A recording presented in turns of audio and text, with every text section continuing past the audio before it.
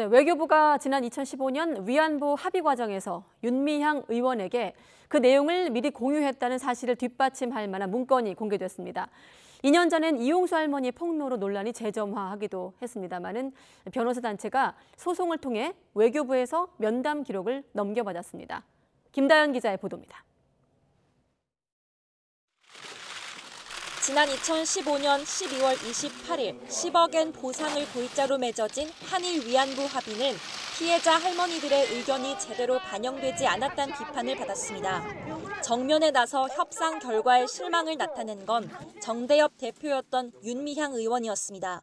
대를 받기 위해 말로 져버린 한국 정부의 외교 행태는 가히 굴욕적이다. 논란은 위안부 피해자 이용수 할머니가 윤 의원이 합의 내용을 미리 알았다고 뒤늦게 폭로하면서 재점화됐습니다.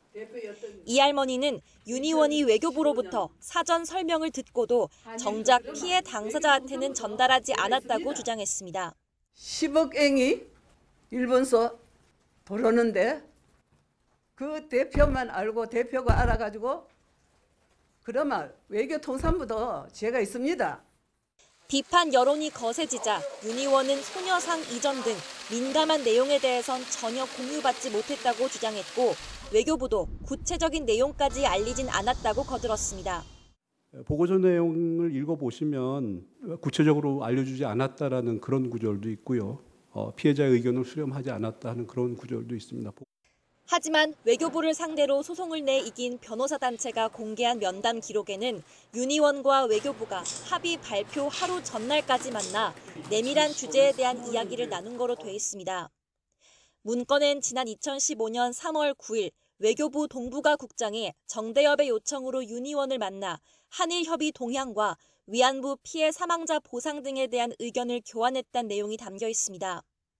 이후 만남에선 소녀상 철거나 협상 진행 상황, 정대협이 수용 가능한 해결 수준 등에 대한 논의가 이뤄졌습니다. 협상 발표 하루 전날 기록엔 윤 의원이 아베 당시 총리의 사죄 표명과 10억엔 수준의 일본 정부 예산 출연 등 합의 내용에 어떤 반응을 보였는지가 적혀 있습니다. 자세한 내용은 가려졌지만 윤 의원이 미리 합의 내용을 공유받았고 나눔의 집 등 피해자 단체엔 어느 수준까지 사전에 알려줘야 할지에 대한 이야기도 오간 거로 확인됐습니다. 구체적인 그 합의 내용을 상세하게 이야기를 해줬다는 게 이제 드러나 있는 겁니다.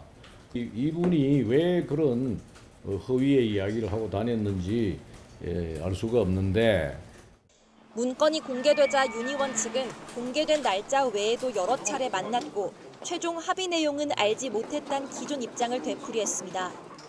국가의 중대한 이익을 해칠 우려가 있다며 문건을 숨겨온 외교부는 그동안의 논쟁이 종식되고 국민의 알 권리가 실현되길 기대한다며 상고를 포기하고 뒤늦게 문건을 공개한 이유를 밝혔습니다. YTN 김다연입니다.